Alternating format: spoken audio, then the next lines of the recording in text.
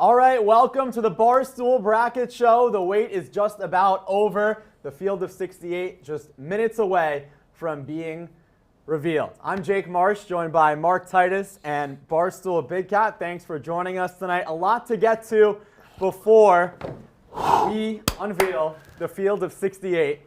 Big Cat, you want to say something? I want to say something. I'm either being horrifically pranked or I'm going to have a great Sunday. My good friends, all my buddies from Wisconsin, we have a text chain where we lament about this Badger season. I was just made aware of a CBS article that looks like it was written that's on CBS.com that says NCAA Tournament 2023 Wisconsin Badgers. It's all positive news now for the Badgers after they somehow snuck into the field of 68. If this is... So wait, they leaked... This is going to be the cruelest prank ever. The cruelest. I literally got this. Is that a screenshot or an article? No, this is an article, a live article. CBS went live on an article too soon. About Wisconsin making the tournament. This happened like as I was walking in here, I got this text, and that will be. So I am fully thinking the Badgers are in the tournament. I don't know what to say. It's freaking live. It's live. So Ohio State's not alive unless, and I think. There's a chance, Jake, this could happen. Yeah. What if the committee, you know how, I was talking to you off air about this, how sometimes with the AP voters, they will click on the drop-down menu and pick the wrong team, and sometimes you'll just get like a wacky team gets a first-place vote, and everyone's like, how the hell did that happen? And then the voter comes out, and he's like, my bad, guys. My hand slipped when I was... I think there's a chance that could happen with the Buckeyes. And I think that like, as they're going to pick a different O team, they slip and pick Oral Roberts. Oklahoma State's on the bubble. Maybe they get the wrong OSU and they get us in. But otherwise, possible. Dude, that's wild though. I know, it's live on CBS right now. That would be unreal. I also just says what my level of friendship, even though it's like 3 years old. When I clicked on the link, I was just expecting to see a big black cock. I was like, oh, here we go again. We're bringing this back. Yes. All right. So before we reveal the bracket. Yes. Oh, yes. Yes, of course. Yes. Moving on. Reveal the bracket. Champ Week is complete. Yep. 32 automatic bids were punched. And let's take a look at the Power 6 conferences and who cut down the nets over the weekend. Some favorites, some teams made a run, but ultimately fell short. Starting off in the ACC, guys, Duke as a 4 seed, John Shire did it in year one, ACC at least. John Shire did, yeah. ACC champions Duke. Duke is playing really, really well right now, the best they've been playing all season. They're peaking at the right time, Jake, dare I say. It's going to be curious, though, what the college basketball community at large does with Duke in their brackets, because I think you see a hot Duke team and you think to yourself, let's make them go far. But also the ACC was garbage. Also, like, they're not winning these games in like a way that's like making me walk away saying, damn, Duke might be one of the best teams in the country. But at the same time, they are winning games. So I don't know. It's going to be fascinating. What do we do with Duke in the bracket? I'll tell you what I do with Duke in the bracket. I'm rooting for Duke to win the national title. Because that would be so fucking... means it. No, I mean means that. it. I've had that revelation where I'm like, wouldn't it be hilarious if we could honestly have the John Shire's better for Duke than Coach K debate? Needs a chip. If that happens in year one on a team that doesn't have any of like those star teams that Coach K had in the last decade, I mean, that's just fodder for me. So I think it would be for Duke. It would be funny, but also I don't think that's what you want. It would kill Coach K. But he's already dead. Is he going to travel too? I did already bury him. But then you can start realistically making the argument that Coach K actually should have had like 10 championships. He was holding that team back every single year. The way he coached, he never got the most out of his guys. John Shire did. I am officially a Duke fan, I think, this March. I think Duke in general, and Duke represents, obviously, it says right there on the screen, they're the ACC automatic bid, but they represent the entire conference in that exact regard of, like, we have no idea how good they are, because this is, the ACC, this is the worst ACC I've ever seen in my life, and at the same time, they can change the narrative in the snap of a finger, Jake. Yeah. You can have some of these teams go on some tournament runs, and all of a sudden the ACC fans are going to puff their chest and say, you guys were all wrong about us. Remember when our teams were losing to Louisville and you 4-26 said, Louisville. yeah, and you said if you lose to Louisville, you must be a dog shit team. You were wrong about that, America, and like that's what could happen. I don't know. Yeah. That's the joy of March, unless you're a Big Ten fan, in which case it drives you insane. All right, that's some ACC talk. Big Cat, looking at the screen right now, the Power 6 conferences, who was the most impressive during Champ Week? Good question, Jake. I'm going to go with Marquette. I thought they were incredible.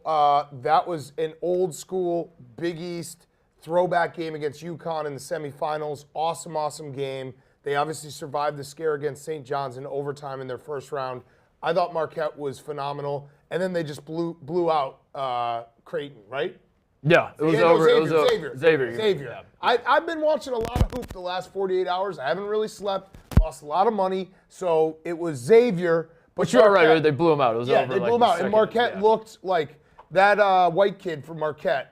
He's awesome. Tyler Kolek. Yes. Kolek, I knew it. Player of the Year in the Big East. And he said afterwards, I love anyone who talks a little shit after. They said, a reporter asked, what did you think about everyone picking you guys to be 9th in the Big East? He said, fuck them. That was preseason. Oh, yeah, I know. But Yeah. he's saying, He said, Yeah. fuck them. He's trying to fuck him at all times, as Yeah. it turns out. Yeah. Before the season, after the season, doesn't matter. Yeah. Love it. He's trying to fuck him. So those are the automatic qualifiers we'll see in the bracket at the top of the field. How about the mid-majors? 32 automatic bids, as we mentioned. Some of these teams in one-bid leagues. Mark Titus, what's an automatic qualifier, maybe a smaller school that you're looking at as an eye on that can maybe I got two. I I got an offensive team. I got a defensive team. The offensive team is Oral Roberts.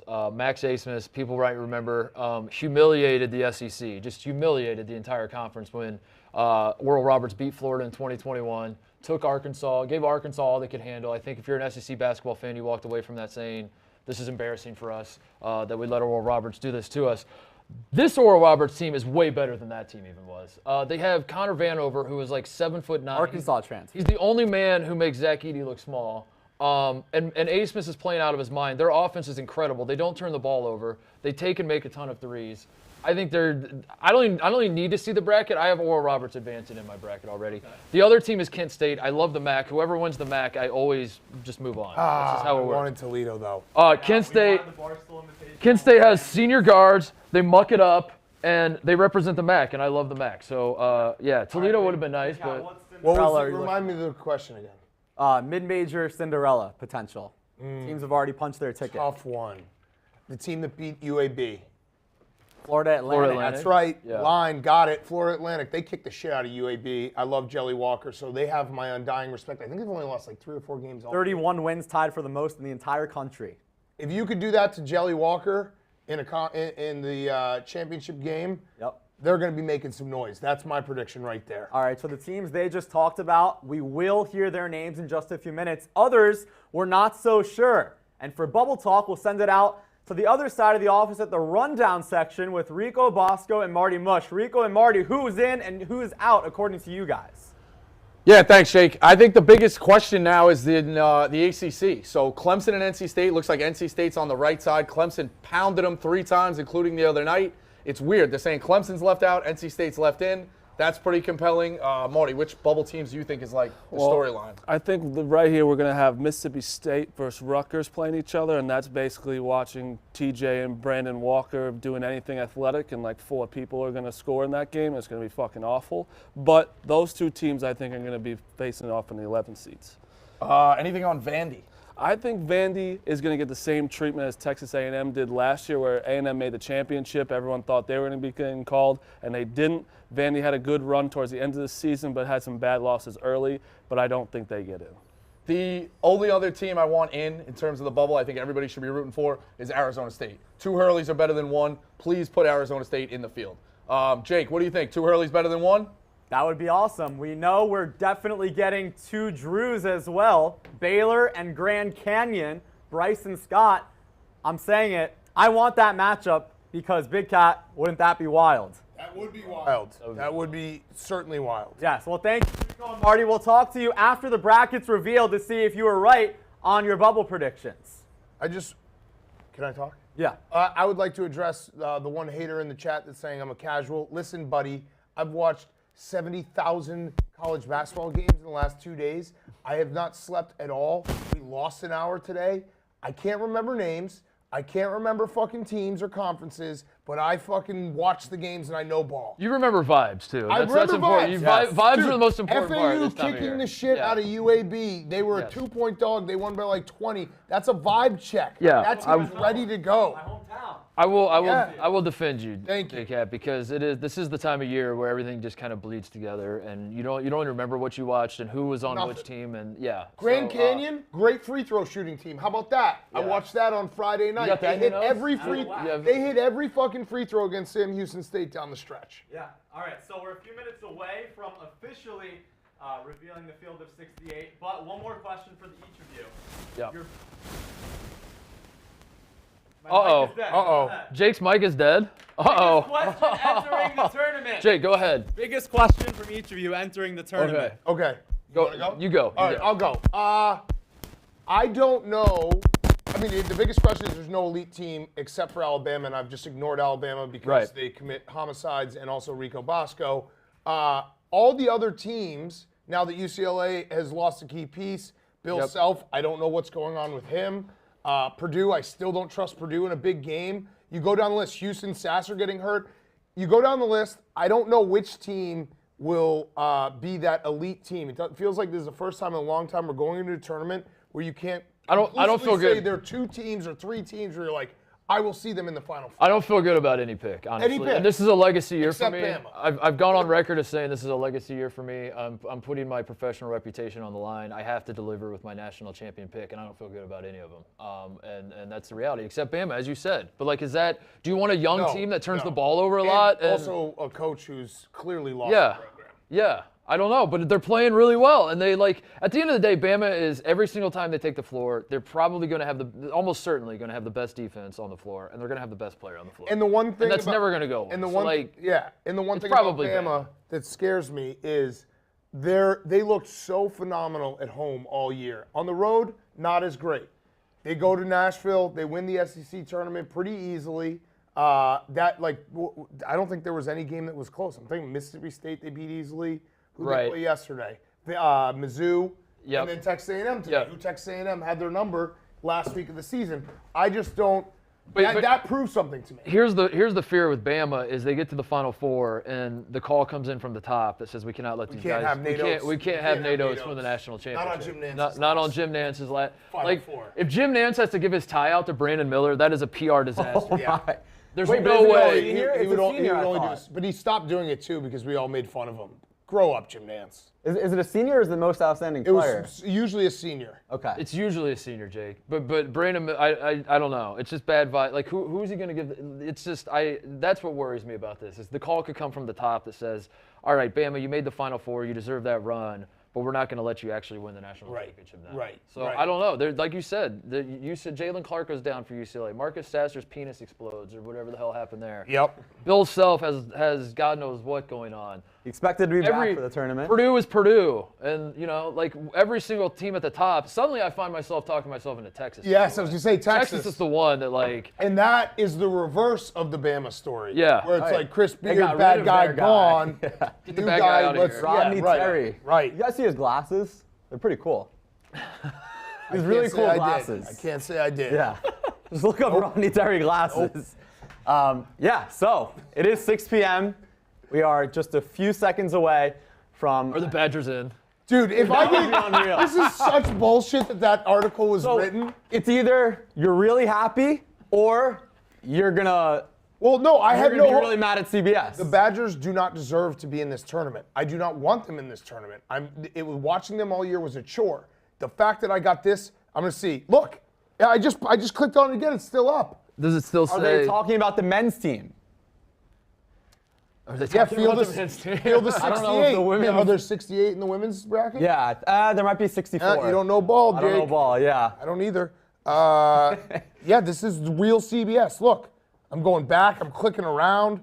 This is bullshit. This is bullshit. How mad at CBS are you going to be if they're not in? Oh, well, there'll be a class action lawsuit. And I'm screen grabbing all the evidence right now. Assuming that Wisconsin is in, they'll probably be in the first four. Won't you be there? Possibly. If it's Tuesday, probably not. Wisconsin.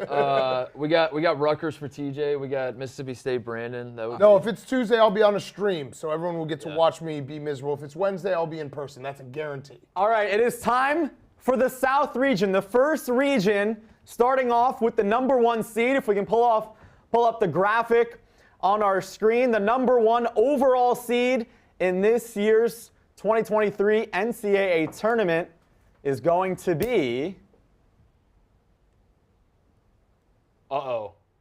Alabama made it? The Alabama Crimson Tide. They'll be playing in Birmingham on Thursday. No surprises here, guys, after winning the SEC title. Yeah, I'm fine with Alabama being the number 1 overall seed. I mean, Alabama, to me, I've said this for a while, Alabama at their best is better than everyone else at their best, so that has to count for something. And they will play the winner of the first 4 games on Tuesday in Dayton between the Texas A&M Corpus Christi Islanders and the Southeastern Missouri State Redhawks out of the Ohio Valley. I'm going to be honest with you, Jake. I don't think it matters who wins that game. I like Bama to advance in this one. That's a hot take. Yeah. Moving on to the 8 and 9 game, also in Birmingham on Thursday, the number 8 seed out of the Big Ten. It's the Maryland Terrapins. All right, we got one in. 21-12. Scott Willard takes the Terps to the Big Dance in his first season. Immediate impact in College Park. And who will they play? Shout out to Huggy Bear, West Virginia, 19-14. The Mountaineers returned to the Big Dance after a hiatus last year. They may have 14 losses, but there is a long list of quality wins. Moving on to the number 5 seed. Big Cat, quickly. Oh, quickly. Alabama lost to Oklahoma. They can't play against the Big 12. Watch out for that. Moving on to the 5 seed out of the Mountain West. It's San Diego State. The Mountain West tournament champions, 27-6. Oh, boy. And they are taking on Pat Kelsey and Charleston. Charleston going to be a popular pick, Titus, as a Cinderella. They will be a popular pick. They win a lot of basketball games. The metrics do not love them, Jake, but they do win. And I found that in the NCAA tournament, that's one of the most important things you can do. So, yeah. I'm going to make a prediction. I think this is the year of 12 upsets of 5. Whoa. Yep. The number 4 seed in the South region, the Virginia Cavaliers, 25-7. They lost to Duke in last night's ACC championship. But Big Cat, the 2019 champs, they have a talented squad, but the biggest question is on offense. No, they stink. They are taking on the Furman Paladins out in the SoCon. Shout out to Furman, their first tournament appearance since 1980. Their drought is over 43 years, Titus. Can they break through? They finally break through. They've been a good SoCon team for a while, but they have not won the SoCon tournament until this year. Good to see them in the field. The number 6 seed, the Creighton Blue Jays, out of the Big East. Saw them down the street at Madison Square Garden. 3rd straight year, looking to win a game in the tournament for the 3rd straight year. One of the favorites in the preseason. Can they make it to Houston? Yeah, Creighton being a 6 seed is that is a little higher than I think. I would have expected more of a 7, but they are a very good basketball team. They just haven't played to their level, so that's going to be an interesting game this season. NC State. That is one bubble team that is in. They avoid the first 4 as well. Kevin Keats, their first tournament appearance in 5 years. A name to remember, Terquavion Smith. Yep. Whatever the over is in that game, I'll take it. Yep. Baylor, the number 3 seed. Of course, the 2021 champions. They're taking on the UC Santa Barbara Gauchos. Yep. Out of the Big West, they are in for the 2nd time in 3 years. Baylor is one of the most fun teams to watch in the country. I don't know how much I trust them to go far in this tournament, but boy, do they play a fun and aesthetically pleasing brand of basketball. You're going to like this. I loved how UC Santa Barbara finished that game last night against Cal State Fullerton. But you're just their free throws. I'm a casual. No, but wait a second. You're just a casual, Dan. How would you know that? It was a 2-point game basically the entire game. They closed well. They did the right things. Watch out. The 7-10 game, Missouri out of the SEC. Dennis Gates, a great job early in his tenure there, taking on Utah State. Their head coach, Ryan Odom, he may be a name to remember that you may remember because he took UMBC over Virginia in 2018. Now doing a good job with the Aggies. We're moving on here. Okay. Arizona, the 2 seed, the Pac-12 tournament champions. They are taking on Princeton, who beat Yale in the championship game. Guys, Princeton was the 2 seed, yet they hosted Yale. The way the Ivy does it sure is interesting. They'll get Arizona on the title. That qualifies as wild, Jake. So if Arizona and Missouri, if the 7-2 win, that second-round game would be a ton of fun. Arizona, Missouri, a lot of points scored in that one. How about an Alabama-Arizona Elite 8 battle in Louisville? Ooh. If chokehold. Yeah. Arizona loses Elite Eight games. Yeah, that's what they do. So, Yes. Mostly to Wisconsin. Yeah. So biggest takeaway here: Alabama the 1, Arizona 2, Baylor and Virginia.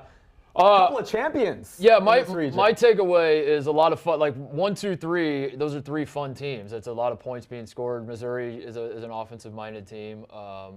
Creighton is more defensive-minded this year than in the past. But every Greg McDermott team can put the ball in the hole. So this is a loaded regional. I like what I'm seeing here. I'll just say it. If Alabama doesn't get to the Final Four, that is a complete and utter disaster of a season. Actually, a worse season than Louisville's.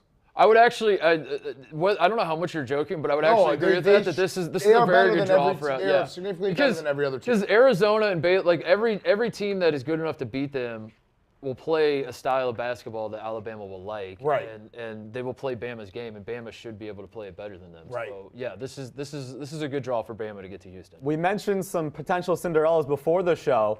Titus, you were really excited to see Charleston in that 12-5 game against San Diego State. Yeah, Jake, I've had a feud with Charleston all year because they were ranked like 18th in the AP poll, and that was preposterous. And I was the one soul brave enough to say this is not the 18th best team in the country. So I've started like some sort of a rivalry with Charleston fans. Be that as it may, I can't deny that the team wins basketball games. Like I said, like the metrics do not like this team. They do not do a ton of things great. They play in a lot of close games. But I'll be goddamn, Jake, they find a way to win those games. San Diego State was a team coming in to this season that I had high expectations for. I saw them in Maui. They check a lot of boxes in terms of like experience, and obviously they're always going to play great defense. They hit the transfer portal hard in the offseason and brought in some offensive weapons, and it felt like this year was going to be – I think if you would ask San Diego State fans coming into the year, what would you be seeded in this NCAA tournament, they would say top 3. So in that regard, it's a little bit of a disappointment for them. I think Mountain West in the NCAA tournament is never great. The Mountain West has been to 4 Sweet 16s ever, the entire conference. Yeah, They've been to 4. 4 times the Mountain West team has been to a Sweet 16. Sounds like you're piggybacking off my 12 is going to upset a 5 at some point. Go ahead, you can take it. Furman, Virginia's interesting, I was gonna say, too. I mean, I might that could be take Furman. 13-12. I think Virginia's broken right now. No Ben Vanderplas, part of my take AWL. Right. Yeah. So I would Furman. That's going to be a tough matchup for Virginia. We could have some chaos underneath Alabama, who again, if they do not win this region, will be an utter failure of a season. And West Virginia, by the way, as I'm looking at it, West Virginia is another team that is like will play. If West Virginia and Bama were to meet in the second round, that game is going to be played in the style that Alabama will love. This is a phenomenal draw for Alabama. Any draw probably would have been because they're probably the best team in the country, so I'm sure they would have liked any draw. But just stylistically, I'm looking at all these teams and I'm thinking of potential matchups for Bama. They're all probably going to play a style that Bama's going to love and get up and down and offensive minded. There's not a lot of muck it up teams, you know, and maybe that's something that Bama could have some problems with. There's none of that. In terms top teams. of the bubble, NC State, an 11 seed, and they avoid Dayton. Yeah. They went 23-10 this season. They lost 3 of their last 4 entering, but wins over Duke, 1 over North Carolina. I mean, the ACC, you talked about it. That doesn't count as a good win. Right. Okay. So Duke. Is that a good win? Is Duke. that listed as a good win? On KenPom, top 46. You beat the number shit out of 47. Duke, right, in Raleigh? Yeah, they did. They won Yeah. 84-60. Yes. Yes. So are you guys surprised to see them in? I mean, NC State? Yeah. No, I thought they did enough. yeah, I think NC State at their best is very obvious. That's the trouble with the ACC is that it's so inconsistent. If you're looking at a team, the best basketball they play, they look like a tournament team. The worst basketball they play, they don't even look like an NIT team. But there's a lot of that with the ACC. I like to look at the best version. I'm a glass half full kind of guy, so I want to see you at your best. And NC State at their best belongs in this field, Jake. That's totally fair. All right, moving on to our second region in this bracket reveal. It is the Midwest region, the number 1 seed in the Midwest. Now that's interesting. Wisconsin Badgers. It is. Our control room team doing a great job behind the scenes, pulling up the full screen of that graphic. All of America is waiting to see who it's going to be. I do also love, by the way, this is just a little teaser, the team that loses their conference championship game and then they have to be on camera celebrating. Like you just lost a second ago. Well, there it is, the Houston Cougars. Of course, Marcus Sasser injured, but one of the favorites to win it all. They'll be playing in Birmingham on Thursday. But they're going to Kansas City. That means Yes, Kansas this is will not Kansas be playing City. in Kansas City. Right. Unless they're the Kansas gets the two. one. Unless Kansas could bumps be down the to Kansas the will, two. Could be the spoiler two. alert, Kansas will not be the 2. Oh. All right. One shot? Your legacy? I'll put my legacy on the Oh, line. I'm so rooting for this now. All right, they'll rooting take for on the this. Norse of Northern Kentucky. They made the tournament plenty of times before. Most recently in 2019, Darren Horn has his team red hot, winners of 7 of 8. Moving on to the 8th seed, another Big Ten team, the Iowa Hawkeyes. 19 and 13 overall. The McCaffrey family and company returned to the big dance after going one and done last season. Hawkeyes hoping for a longer stay. This time around, they'll take on Bruce Pearl and the Auburn Tigers. Last year, guys, they were one of the best players in the country. Yep. They were a 2 seed, an early exit, looking for revenge here, maybe a deeper run to the second weekend. Did you just say Iowa's never been to the Sweet 16 under Fran Under McCaffrey? Frank McCaffrey, no, they have not. What? No, they have not. All right.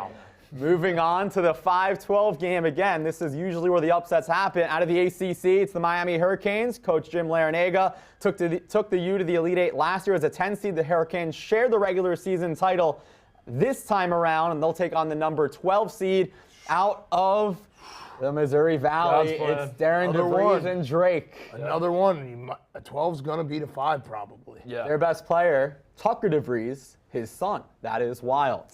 That'll be in Albany on Friday, and the winner will play on Sunday for the right to go to the Sweet 16. Moving on to number 4, it is another Big Ten team, the Indiana Hoosiers, one of the best players in the country this year with Trace Jackson Davis. Yep, the Hoosiers, yes, exactly what you just said. I'm waiting to see who they're going to play. Oh, Oh, your mid-major look out for 2002 preseason. Elite Eight rematch in Lexington, Kentucky. Antonio Gates was on that Kent State team. Tom Coverdale and the boys for the Hoosiers. Ball. Yeah, I'm no casual. I was at that game, by the way. Watched the Hoosiers beat Kent State in 02, so maybe that's going on in these pregame discussions. The number 6 2002? seed, Iowa State, out of the Big 12.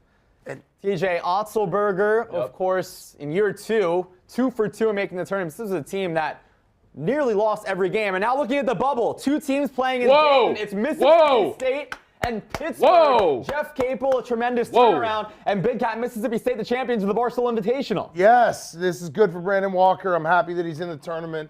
They're going to lose to Pitt, but that's going to be fun to watch. Yep.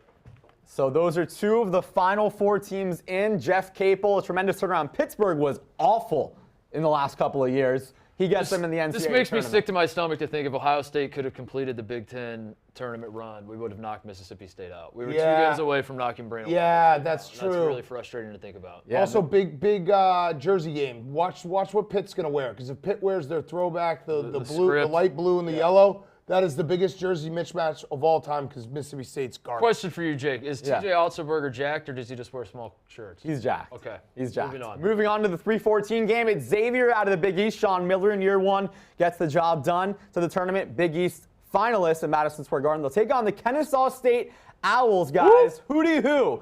Their first NCAA tournament appearance ever out of the Atlantic Sun. Xavier did not look great in the Big East Tournament Championship. That was the worst game I've seen Xavier play all year, so this will be fast. Those games will be Friday, Sunday in Greensboro, and now in Des Moines, the 7-seed Texas A&M will be playing Thursday against another Big Ten team. Dude, A&M A&M nearly won the Big Ten tournament. Penn State, 10 seed in the Big Ten tournament, 10 seed in the NCAA tournament, but Texas A&M getting a 7 seed. Do we have a? Are you underseeding them? They got screwed button. I'm smashing. Yes. They got fucked. I feel your pain, Texas A&M. The number 2 seed out of the Big 12. They deserve a better seed than that. It's the Texas Longhorns playing Thursday, they will get a team that has been in the tournament the last 2 years, the Colgate Raiders. Matt Langle. This could be a mid-major underseed too, Titus. It could be, but also, Jake, I've been down this road before with Colgate. Like, last year. Yeah, when everyone was like, oh, Colgate's going to upset Wisconsin, and they were good for a half, and then it was like, wait, all their guys can shoot, but they also look like they're wearing cement sneakers. I'm seeing a lot of Texas. We got Houston, we got Texas A&M. I guess so. That's 3 teams from Texas. That Penn State Texas A&M game is gonna be great. Yeah, a lot of that bottom little region is schools that think they're good at football. That's fascinating. Yeah. If you're into that sort of thing. What do you guys think of a Houston, Indiana Sweet 16 battle? Wild. I do want to say Houston. They always struggle with Memphis, so it wasn't surprising that they lost that game today.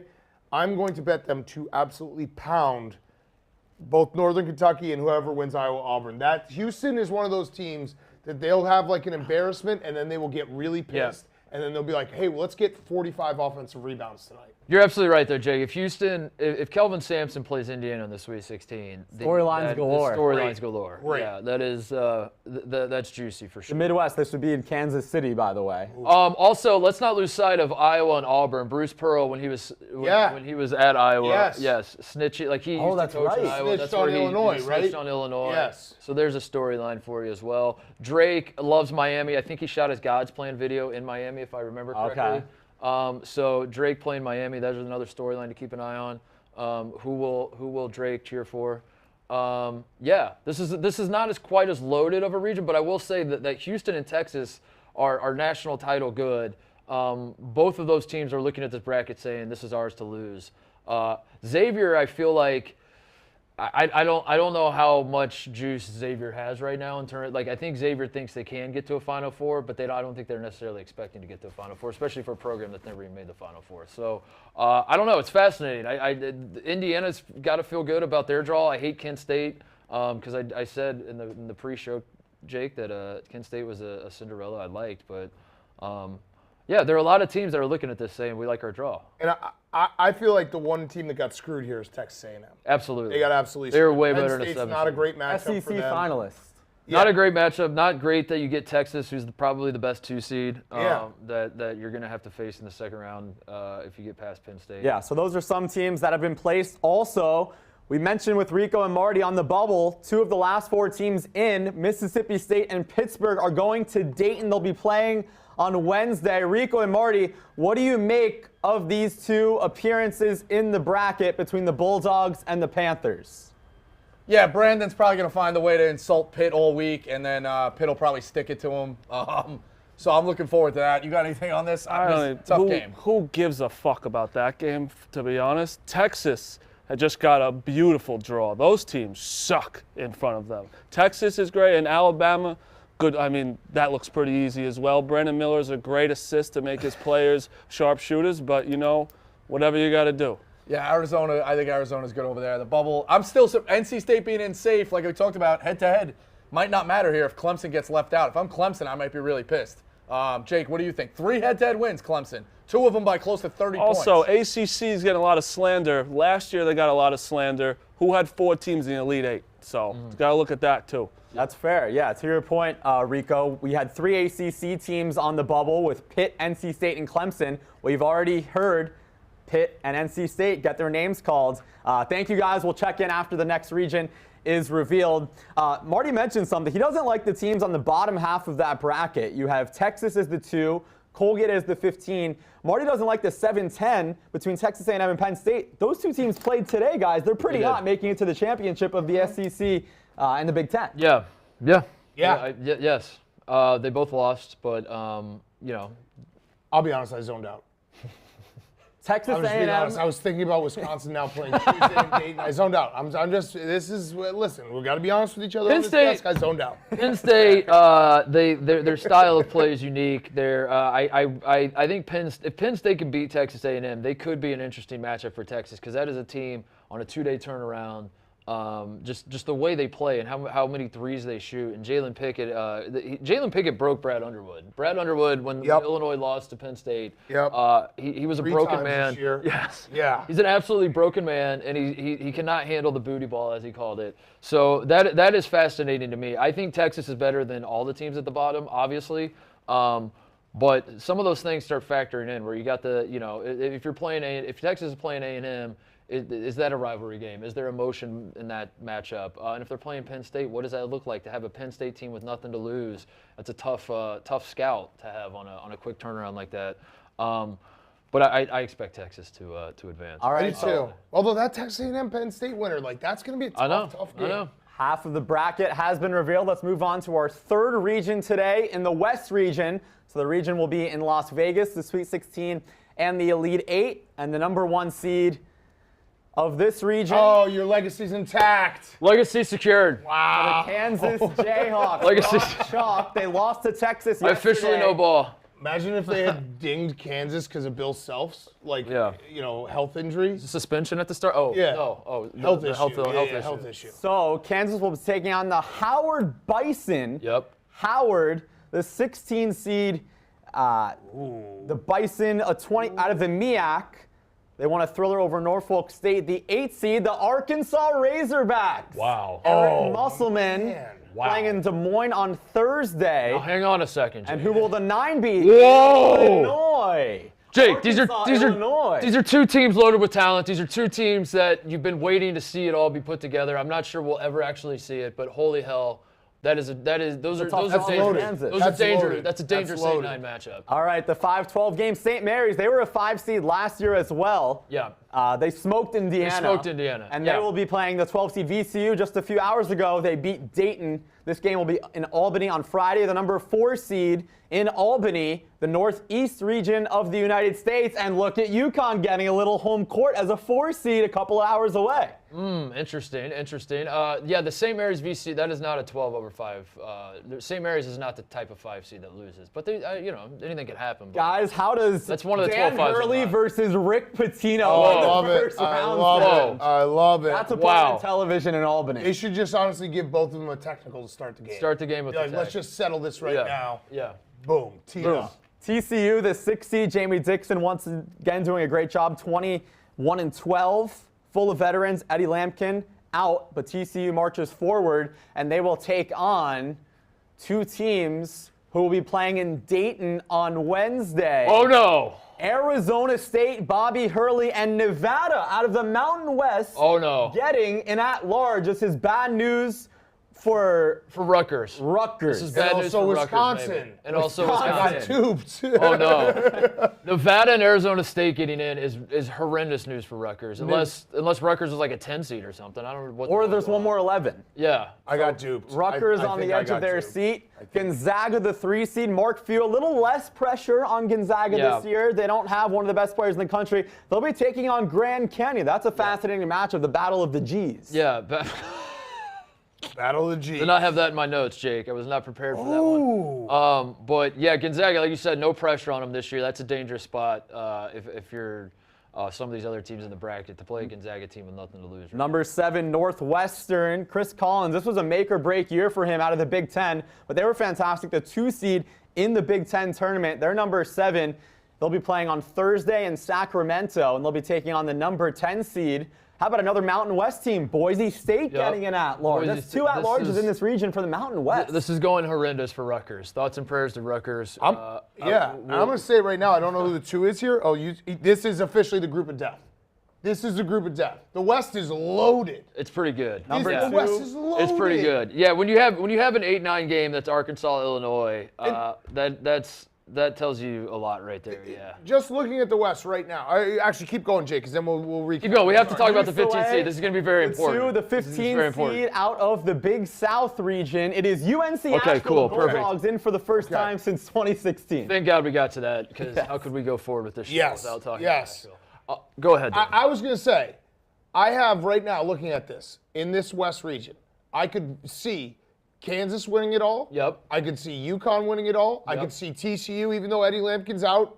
Like they have that ceiling to them. Ton of talent. UCLA winning it all. Gonzaga winning it all. And I would throw in Arkansas with Eric Musselman, the way he coaches in March. There are 6 teams here that I could make the argument that could get to the Final Four. This is an absolutely stacked region. Keep in mind, Arkansas was one of the favorites preseason. They had some injuries. The freshmen, if they click. But to your point, it's stacked, but it's also a lot of part of what makes it so wide open is that every team does have question marks. They have a big question mark. There's a big question mark. But it's essentially the region, so maybe not. No, I'm going to say group of death. No, it's fine.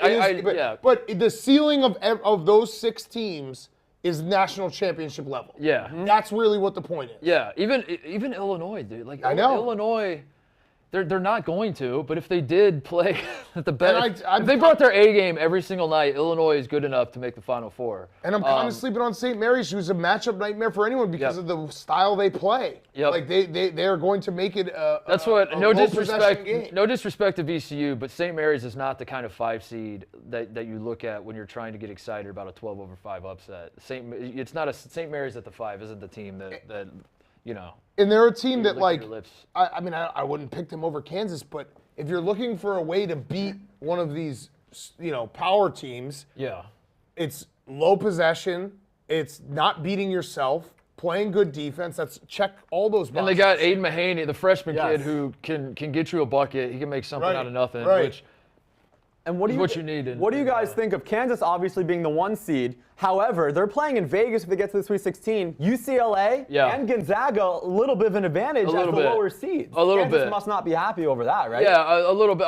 That's what I said when Houston was revealed as the Midwest 1 seed, and because Kansas was a team that if they beat Texas in the Big 12 tournament to win the Big 12 tournament, Kansas is probably the number 1 overall seed, Jake. And at that point, they're going to Kansas City, which I think it's a state over. It's technically in Missouri, but I think it's pretty close to Kansas if my math is correct there. So good geography. them losing to Texas in the Big 12 tournament could have had bigger implications than we realized at the time. Yeah, and let's bring in Rico and Marty once again because we heard the reaction from you guys on Arizona State and Nevada both getting included. So the last 4, and we don't know the order, but Arizona State, Nevada, Mississippi State, and Pittsburgh, that's the last 4. And Rico and Marty, these 2 teams, I don't think Nevada was mentioned once on this show before they were revealed. What do you think of the Mountain West getting the at-large along with Bobby Hurley and Arizona State?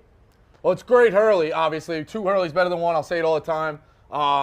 The Mountain West loves to get multiple teams in. They never do anything. So I'm already picking Arizona State. If Nevada somehow wins, fade them in the first. The Mountain West loves to just not even show up for this tournament. That's fucked up. Rutgers not getting in over Nevada, I think, is wild. I think Rutgers deserved it over them.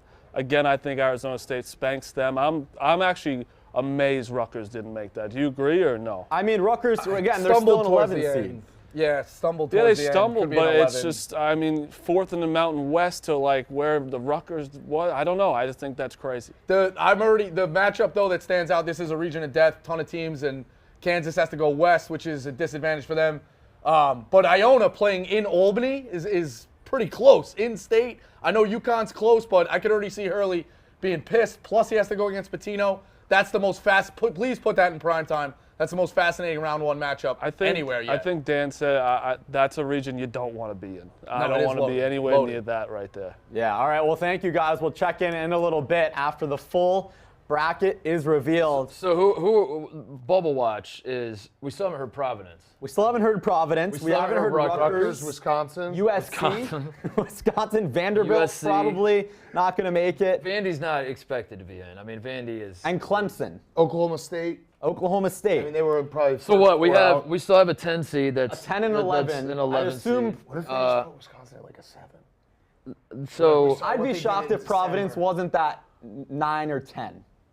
Maybe the 11. I'd be shocked if Providence. Providence. I mean, I want to agree with you, but Providence was really bad down the stretch. Yeah. Really, really bad down the stretch. And I'm not saying what should happen. I'm just trying to forecast what might happen here. And I don't know, man. All right. This is wild. It's time to reveal the wild, 4th and Jake. final region. The Wild. East region, Sweet 16 and Elite 8 played down the street at Madison Square Garden. The number 1 seed out of the conference.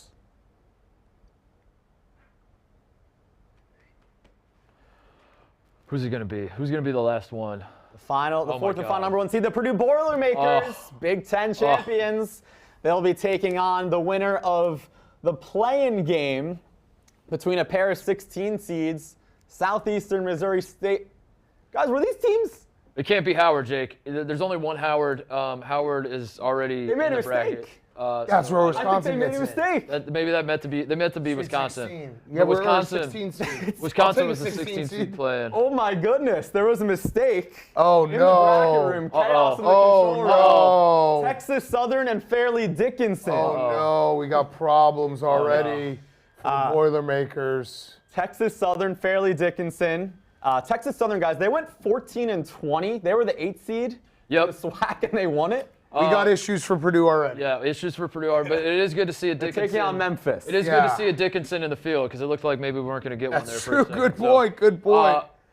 FAU, the 9th Memphis- seed. Memphis is a bad matchup for Purdue. Yeah. Yeah. How about FAU, though? Bad matchup. That's also, that's a bad matchup for Purdue because they beat Memphis. The worst matchup for Purdue is that number 1 next to their name. Yes. That is a horrendous matchup for Purdue. The number 5 seed in the East region, the Duke Blue Devils, Oh, no. playing in Orlando Oh, no. on Thursday. So Duke, despite winning the ACC, they don't get bumped up to the 3 or the 4. They're No. a 5. No. And they'll be taking on the 12 seed out of the Summit League. Yep. It is Oral Give me Oral. Roberts. Give me Oral. versus There we I go. need Oral. Max Asmus, one of the best scorers in the country, against Duke. That is appointment television on Thursday down in the Sunshine State. That will be appointment television, Jake. You're right, you are. I'm a big fan of Oral, and I think this is a terrible matchup for Duke. Duke is hot, though, right now. This isn't, no disrespect to Duke, but that's not the 12 seed they wanted to see. The number 4 No. seed out of the SEC, it's the Tennessee Volunteers. Rick Barnes, once again, a very good job by him. Making the tournament, yes. Yes, he did make Making the tournament. 23 and Yeah. 23 wins. They'll be taking on the Raging Cajuns of Louisiana out of the Sun Belt. Yep. That's going to be, Tennessee's season when Ziegler went down, kind of good for Rick Barnes. Make the tournament. Good for Rick Barnes. All right, the One number Sweet 6 16 in seed, 15 years for Rick Barnes, but that's okay. Kentucky, Coach More than Calipari Fred with a 6 seed playing in Greensboro on Wednesday. And this is huge for the bubble teams. This 11 seed, a huge reveal coming up here. It is Ooh. Sorry, I keep reacting. the Providence Friars. Ed Coley sneaks in. Oh. And now for Rutgers, they have to be in that 10-seater bus, guys. Oh, no. Oh, no. My heart And is that sinking 10 seed for is already, Rutgers. that's Wisconsin's spot. Oh, no. So that will be Wednesday, no. Friday in Greensboro. How many the number, people are going to have Kentucky and Duke? the number You didn't 3 read it, by seed the way. out Yeah. of the Big 12. It's Kansas State. Jerome Tang in year 1. A Yep. phenomenal job. Another first-year coach taking his Coach team of to the the Year tournament. nominee in the country. Kansas State's had a great year. Yeah, this is great for them. 3 seed, that's very deserving. So a 3 seed, Kansas they play. State taking on Montana State out of the Big Sky. Danny Sprinkle is the name of their head coach. Back-to-back tournament bids. They were a 14 seed last year, got blown out, lost just twice in 2023 so far since January 1st. Moving on to the Danny 7-10 game in Columbus, the number 7 Rutgers is seed. out. Rutgers is out. Michigan State, oh my Rutgers is goodness, because they can't play Michigan State. Rutgers is going to Rutgers get is out. snubbed. Rutgers is out. This is shocking. Michigan State, the 7 Rutgers seed, is out. taking on USC Oh, no, TJ. in Columbus on Friday. Oh, no. Oh, we got to get him in here. Go get him. We have to Go get get 'em. TJ in. Oh my Go get him. goodness. Go get TJ, him. Oh, no. This is I wanna- devastating. I want to laugh. Number no. I want Marquette. to drink his tears like I didn't get duped. Oh, no. Marquette, the 2 seed. Is Wisconsin the 15? Nope. Nope, You know who I the got 15 duped. is? I got And you know who will be playing in Columbus, Ohio, where we will be on Friday, the final team announced in the 2023 NCAA tournament representing the America East Conference. It is the Vermont Catamounts. Big Catam asking for permission to go to Yes. the game live on the Permission show. granted. Let's go. Catamounts in Columbus. They're gonna on get Friday, fucking worked. Taking on Marquette. I can't wait. Go Cats, go. Get TJ Coach in Becker, there. we will see you in Columbus on Friday. I am pumped. That is the field of 68. We I got, will be in the arena on Friday. We're waiting. Marquette's TJ gonna. because they got snubbed. Marquette. I mean, Purdue's fucked. dude. Actually, Bryce- no, Purdue. Oh, Bryce- here he is. Here he Oh is. my goodness, TJ Hitchings, a Rutgers super fan. Oh, Guys, no, we and didn't you think wore Rutgers the- was on the bubble, right? And you wore the gear today. TJ. Oh no. What happened? Oh what the no. They were in. A lot of people saying the NIT is the real national championship. Oh no. What Nevada? Nevada? Arizona State. Arizona State? Mississippi State and Pitt, the last 4 in. Nevada? Oh Nevada. no. Wait. TJ, when I say Look Nevada, sad. Just look sad. Don't smile. Look sad. Look sad. I want to get this up. This is stunning, guys. I don't think we expected them to get a 10 or an 11. I not in the thought first 4, Rutgers. right? The second Rutgers beat Michigan, I turned to TJ and I said, "You're comfortably in. You don't have to. You know that's maybe I did that." I was just say counterpoint. Maybe I- Is it stunning? Rutgers stinks. I don't want to be here. I mean, let's be honest. They stink, TJ. We glossed over Kentucky Providence. Bryce Hopkins, best player on Providence, is a Kentucky transfer. He gave Cal the double birds when he when he left Lexington. So that's a juicy. I know, Jake, you love a wild storyline. Yes, I do. The best player, a transfer that left Kentucky that could have helped Kentucky is now going to play Kentucky in the first round. So we'll see a lot of Kentucky fans tweeting about that. Yes. A lot Yes. Of, a lot of let's keep it classy, Big Blue Nation, please. Oh, we didn't even get first four out, so I got First mega four jokes. out, by I the got way, mega jokes. Oklahoma State, Rutgers, North Carolina was in the first four out, and then Clemson. My goodness. So the last So Nevada hold was the on. last team in. The net rate, so Pitt is 67 in the net, Arizona's 66, Rutgers is 40. This just means that, as I've been saying all year, and like anyone with multiple brain cells has been saying, the net serves zero purpose then. This is what we've learned. Like, what the fuck is the net doing? If Rutgers is a 40 and Arizona State's a 66. I think it's just, honestly, it comes down to the fact that we're all really stupid. So they've created a ranking that says net, and you're like, basket, net, okay, Yeah. cool. Yeah. That's really all it is. Because every time I Also- say net, I'm like, that's important. Also, the phrase "nothing but net" is confusing because then, as you're looking at these teams, you're like, okay, nothing Right. but the net matters. Right, exactly. Literally nothing but the They net duped matters. us. They duped us. But as it turns out, Like, if that we doesn't created matter at an all. advanced statistic called wins, everyone would be like, well, what about the wins? That team has more wins. Oh my God. My goodness. Let's bring in Rico and Marty quickly here to recap the end of that bubble. Guys, Rutgers is out. Marty, I know you're stunned by this. Providence had to sweat it out. What's your overall takeaways on the cut line?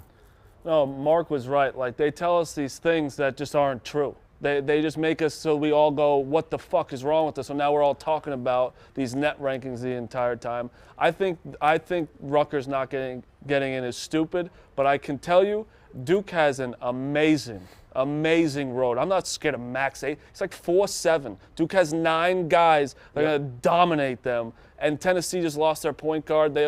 Everyone loves Rick Barnes and March, obviously. He does a really good job. Let usually, me tell you, Marty, that is the attitude to have when you're facing Oral Roberts in the first round, is to look at them and say, these are some bums, and we will win easily. Yeah, no, That 100%. will not come back to bite you, I No, promise. Duke has Guarantee. a very good road of not losing in the first round to 12 seeds or 14 seeds or 15 seeds. But Duke is going to dummy them. Okay. Yeah, tough break, obviously, for Rutgers. The net doesn't make a lot of sense. The thing that stood out to me, Sweet 16 dream matchup in terms of coaches with personalities, Jerome Tang and Shaka Smart. They're going to need, like, police barricades to keep them off the court. 2 high-level personalities after Marquette waxes Vermont. That seems like a dream matchup in the Sweet 16, Jake. Yes, Vermont is going to beat Marquette. Vermont's going to be playing down the street at the Garden. And, V's down. There's a lot of scary, like, 8-9s that have to play these ones, though. Like we said, what was it, Arkansas, Illinois? Like, that's not an easy matchup for Kansas the next round at all. Yeah, absolutely. All right, thank you, Rico and Marty. Appreciate it, and we'll talk to you. I need a bracket. I need it in my hand. I need to hold one. I need to look at Go it. print one out. I need to smell it. I need it. It's Jake. Well, I can't believe Rutgers didn't make it. I cannot believe Rutgers I guess is my out. question. It's great. It's so funny. My question. Here's a look at the full It's bracket. also, like, this is the Barstool gods shining down on us. You come to Barstool 2 weeks ago. You get a producer, one of the best producers in the game, TJ Hitchings. There's literally never been someone who's a bigger Rutgers fan than him. I've never seen him one time not wearing Rutgers thing. Not and one time and have I seen Rutgers it. got Crazy. absolutely jobbed Yeah. for your podcast. Not only that, Dan, you're leaving out the best part. Ohio State beat Rutgers early in the year, where no. Yeah, the that's Big the Ten thing. put out a statement Okay. that Rutgers should have won the game. Yes. And That is true. They technically should have won they that. technically should have won that game. Here's the thing with the Rutgers, and I feel bad for TJ. You can't lose to Nebraska at home and Minnesota. You can't lose to Minnesota. Nebraska. Minnesota's the that tough late in one. the season, yeah. Minnesota's a really tough one. They also lost to Temple in the non-conference. Like, that's the part that kills them. So, and they didn't have, what was their biggest win? They beat Purdue in early January. That was a good win, but that's Rutgers, man. Yeah. All right, we are joined by our first guest today. It is out of the West region, an 8 seed out of the SEC. We're just waiting on Eric Musselman. Or I'll leave. You know what? Because I always thought that doing a 3-on-1 interview is weird. So I'm going to excuse myself and start my lawsuit against CBS. Until that lawsuit sees court, I will not admit that I was duped. All right, let's bring on Eric Musselman, the head coach of the Arkansas Razorbacks. Arkansas, an 8 seed and at large out of the SEC. They'll be taking on Illinois on Friday. Love you, Muss.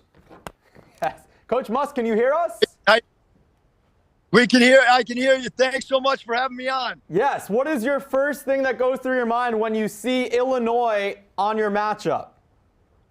Well, obviously, we know the Big Ten's a really physical league. And when you look at that team, you have to think of number 0, Terrence Shannon, right away. A great athlete, lefty who can really attack the rim in transition. And Hawkins, who plays that 4 spot, number 33, is a guy that's really, really versatile. And Matthew Mayer, who's a transfer from Baylor. This is a team that's very well coached.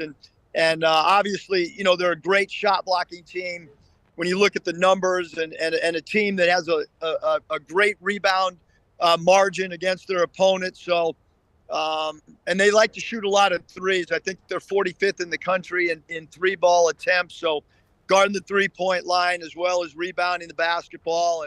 And then you got to take the ball strong to the rim against their shot blockers. Coach, I'm curious. You've gone to back-to-back Elite Eights, but this group you have this year, I think Devo Davis might be the only holdover from last year's Elite Eight run. How much does the last 2 tournaments and your success you've had factor into your messaging to your team this year? Is this do you feel like you have to live up to that there's a target on your back given this tourney success, or do you feel more like an underdog being an 8 seed here? Yeah, I mean, I think every team, kind of creates their own path or their own chapter. And we've had 2 great years the last 2 years. This year's team, with injuries and guys coming in and out of the lineup, we feel like we're still a team that has room and growth to improve, even while this tournament, if we can somehow try to figure out a way to advance, which will be very difficult against Illinois. But, this is a team that the past really doesn't affect them. I think, maybe some experience with Devontae Davis, he can try to shed some light on what we're headed into. But a lot of new guys and a lot of guys that have not played in this NCAA tournament, with 6 freshmen and then some transfers who haven't played on this stage. This will be new for a lot of guys on our roster. All right, well, Coach Musselman in the 8-9 game taking on Illinois in the NCAA tournament. Congratulations, Coach Musselman. We'll see you down the line. Thanks for having me on, you guys. Appreciate it. See you, Coach. All right, so Eric Musselman, back-to-back Elite Eights. Yep. Can they beat Illinois? And if they do, can they get by number 1 Kansas? That's to me the juiciest 8-9 matchup, Jake, because like he was saying, Arkansas is a team that the talent is there. At the start of the season, you look at their roster and you say, this is. I saw them in Maui, in the Maui Invitational, and before Brazil went down with the knee injury, they looked like a team that could win a national championship, and I think they were leaving Maui. I mean, if you remember, Muss was fired up when they lost in Maui, and he was fired up because he's like, we have a team that was good enough to not only win Maui, we have a team that's good enough to win a national championship, and they've just been bitten by the injury bug all year. They're kind of coming into form, but you're sort of waiting to see what the final product looks like, and unfortunately, we're almost out of time here.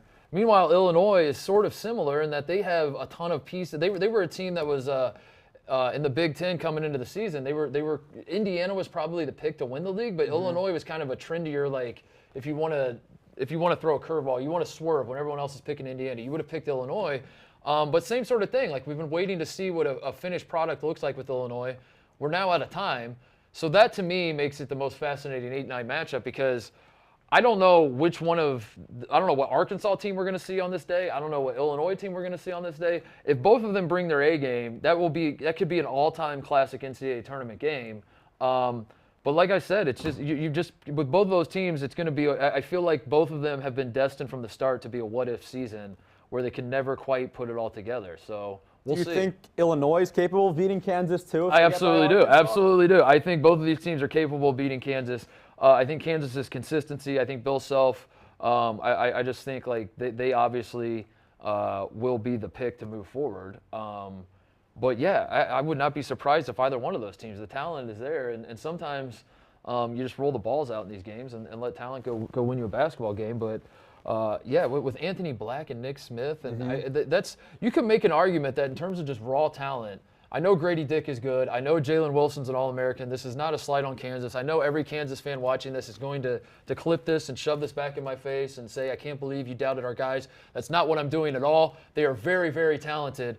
But you could make an argument that like Anthony Black and Nick Smith, in terms of just raw, pure talent, are more talented than Grady Dick and Jalen Wilson. And sometimes – I don't know. The games take interesting developments, and if Arkansas can beat Illinois and they got a matchup with Kansas and some wacky NCAA tournament shit starts happening, it could go Arkansas's way. I don't expect it to, but it absolutely could. And Arkansas, it'll definitely be interesting. The top half of that West region is so fascinating. You have the Kansas versus either Arkansas or Illinois, and then you go down to those games in Albany. St. Mary's, VCU, UConn-Iona is the best first-round game at a first glance, and I don't think there's any.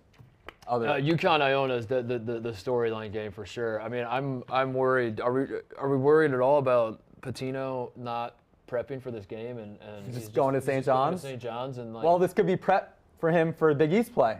That's true. He's getting an early look at. But I'm definitely worried, and I'm saying that kind of tongue in cheek that I'm worried he's got like a foot and a half out the door at Iona. Yeah. Yeah, but that's very exciting. So it'll be that's Iona and UConn will be awesome. I agree with Dan. That was the region that he was like, it's wide open, right? All right, let's bring in another guest. Yes, that is a tough region. Bringing on another guest, an automatic bid out of the America East Conference, in for the second straight year, in for the fifth time out of the last 7 years. It's the head coach of the Vermont Catamounts, John Becker. Coach, long time no see, and you'll be seeing some more of me because we will be in Columbus with you on Friday. Congratulations. What is your first instinct when you see Marquette, the Big East champions? Uh-oh. They're really good. They're really good. But I know Tyler Kolick. He's a Rhode Island kid, and we recruited him a little bit out of high school and got to know his family, and he's a great kid and a great player. So, and Chaka, I have a lot of respect for them, but I'm excited to dive into the tape. So what is your mindset, Coach, as a team that maybe the country at large isn't necessarily expecting a ton from your team? I'm sure you're thrilled in some way to just be in the tournament, but also at the same time, no coach is ever like, we're just happy to be here. Right. So walk us through the mindset of a 15 seed that definitely has a chance against Marquette, but maybe most of the country's like, we don't really need to care that much about Vermont. Hey, we've covered a lot this year, you know that. So we're obviously playing to win, and we've done really well in the tournament the last couple of years. Played Arkansas to a 4-point game last year, and Florida State and Purdue, to tight games. And so our expectation is to prepare like any other game, and we're playing to win. So, Coach, you mentioned you've gotten very close to getting over that hump against Purdue, Arkansas, Florida State. What's the biggest key to finally getting the job done for the first time since 2005 in the TJ Sorrentine game and advancing to the round of 32? How do you make it happen? Yeah, I mean, the difference usually in the games is just the size of their front court of the team. You know, we played an enormous Purdue team, an enormous Florida State team. And then Arkansas was, had big wings. And so it's just, I think without really for sure, I mean, like Marquette, I think is from a size standpoint, seems like it will be a playable game in that aspect. Now they run beautiful offense. They're one of the best offensive teams in the country. And so we pride ourselves on defense. So we'll have our hands full there, but without getting into it quite yet, long as it's just, they can't overwhelm us with size and athleticism, that will give us a chance. All right. Well, Coach Becker, congratulations. We'll see you down in Columbus later this week and go celebrate with the guys. You're going to the game, Jake. I'm going to the game. Coach, yeah, I got to ask. Game. I told him. Jake, I think your bar tab's still open at Halverson. So, I'll go take care of that for you. All right. Well, thanks, Coach. We'll see you later this week. Congrats, All right, Coach. Guys. Yeah. Thanks, man. Appreciate you guys. I'm pumped to get to that one down in Columbus. So that's 2 guests. We have one more coming. That's on Friday, right? That's Friday in Columbus. Is it Nationwide Yes. Arena? Or is it in... Nationwide. Okay, Schottenstein. Okay. Yes. I might have to go to that game with you. I don't know. Let's do it. Can I go? Am I Yeah. down? Yeah. We'll try to get tickets and yeah. make it happen. I wonder who else is in that. I still don't, I don't have a bracket in front of me. It's so I have no Michigan idea what the State hell- USC is the 7-10, and then it's Purdue playing winner Memphis FAU. Oh, that would be that. Yeah. All right. So those would be some awesome games in Columbus. The Barstool crew will be down at the Barstool Sportsbook in Columbus for the first weekend of the tournament. Still waiting on our final guest here. Let's go out to Rico and Marty one last time. Rico and Marty, now we have the entire field of 68. Your biggest takeaways now that we have an actual bracket to stare at? Yeah, I think the biggest takeaway is just how wide open the West is. I don't know how you can pick that. I think you'll have to spend all night trying to figure it out. I'm leaning off, again, like I don't have it in front of me, but I'm leaning Bama off of that draw. I like Texas's draw on the bottom right, I believe they were in. And I think I can make a case. I can't believe I'm saying it. I think you can make a case for Duke based off of that over there in the East. I kind of like Marquette. Seems a little wide open. Really got to kind of dive into it. But the West, to me, is one. It always seems like there's one every year. The West was loaded. I really am fascinated by the West. Fascinated. I'm not going to complain about Duke, but like winning the ACC tournament did absolutely nothing for them. They just stayed a 5. Like I don't get what's the point of it, I guess, because I'd rather be playing Louisiana than Oral Roberts. But I got a couple futures. What do you guys think? I got Marquette at 50-1 for a while ago. I got Illinois 80-1, and I have Duke 60-1. All right. Well, we'll see Final if that Four? cashes. What? Final Four or title? Title. Okay. It's not terrible. Hey, not but terrible. Marquette and Duke are in the same region. That's not great for you, I will say. Yeah, they're both. Yeah, that's Yeah, not good. I don't think they both can win. No, they can't but both hey, win. that could be a potential. I can't lose that game technically. That's true. All right, well, Colgate got fucked, by the way. Colgate shouldn't be 15? at 15. yeah, they'll be taking on Texas in the Midwest region. Rico and Marty, appreciate it, and we'll see you throughout the tournament coverage here at Barstool. Thanks. All right, so we have one last guest, our third and final guest today. He had to sweat out the majority of Yeah, the he selection show. We weren't sure if his team's name was going to get called, but fortunately they are in the field of 68. Let's welcome on the head coach of the Providence Friars. It's the big dog, Ed Cooley. Coach, giant exhale. What was going through your mind when we got to those last few teams and the Friars have yet to be pulled up on the screen? You want me to be honest, or yeah, it was nerve wracking. I think we've done a good job. We've had a good season. We didn't finish the way we wanted to finish. At one point, being 14-3, we had, we set ourselves up to have a really, really special year. But at the end of the day, I thought the committee did a good job. I think we're worthy of being a tournament team. We're really, really excited to be playing against Kentucky. You're going up against one of the all-time greatest programs in the history of college basketball. I can tell you, I was a little nervous, though. Definitely a little nervous. I'm not going to lie to you on there. My nose was sweating.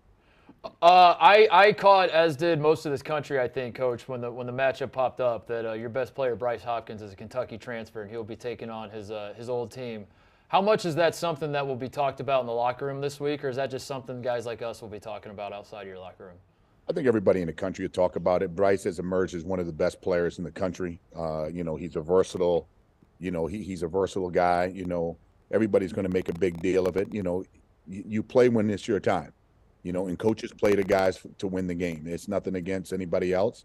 It's just not the right time, right place. So, he found the right school at the right time and right place, and it's accentuating his skills. But I'm pretty sure there'll be a lot of talk around it. It'll be, again, it's made for television. The NCAA did a great job when we landed in those seeds. Why wouldn't you want to do that? It's made for television, and hopefully we can play well, perform, and hopefully advance. All right, well, Ed Cooley, the East region, the 11 seed Providence taking on Kentucky in the first round. Best of luck in the big dance, and we'll see you down the line, Coach. Look forward to it. Thanks a lot for having me. All right, so That must be an all-time sweat waiting until one of the final Not fun. teams. No. I can't imagine what he went through. 2008, I'm on the Ohio State team. Jake, we knew we probably weren't making it, and it still was, and we did not make it. We were 1 seed in the NIT, but it was miserable. It was we all got together. We watched it in the locker room. I think I was the only person in the locker room that was like, "This isn't happening, fellas." And we had just come off of going to the national championship game, so I think there was a little too much hubris going on. And everybody was like, "No, we're good, we're good." And I was like, "Fellas, I don't think we're going to be good." One of the most miserable experiences I had in 4 years. That hour must be just. And I was teammates with Evan Turner, if that tells you anything. So I had a lot of miserable experiences, but that was one of the worst. Not a fun thing, but they're in. I feel bad for Rutgers. I mean, that's where my mind's going. It goes back to Rutgers, and I am stunned. I am shocked. Yeah.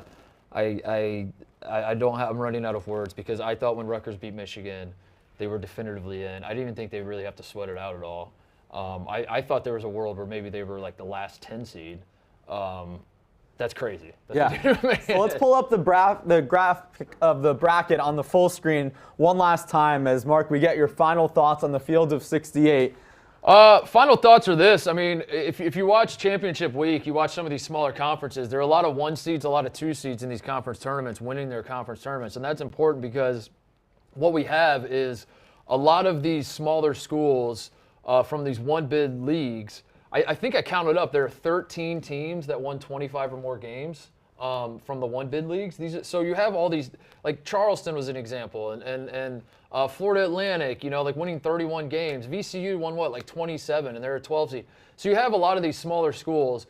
Oral Roberts is the team I keep talking about. They have the longest winning streak in the nation, I believe. A lot of these small schools are winners. They've won a ton of basketball games this year, and I don't know where it stacks up in past tournaments, but that certainly jumped out to me is when you're watching these conference tournaments, you're not seeing any Cinderella stories, really. You're seeing the best teams from these conferences are advancing to the NCAA tournament.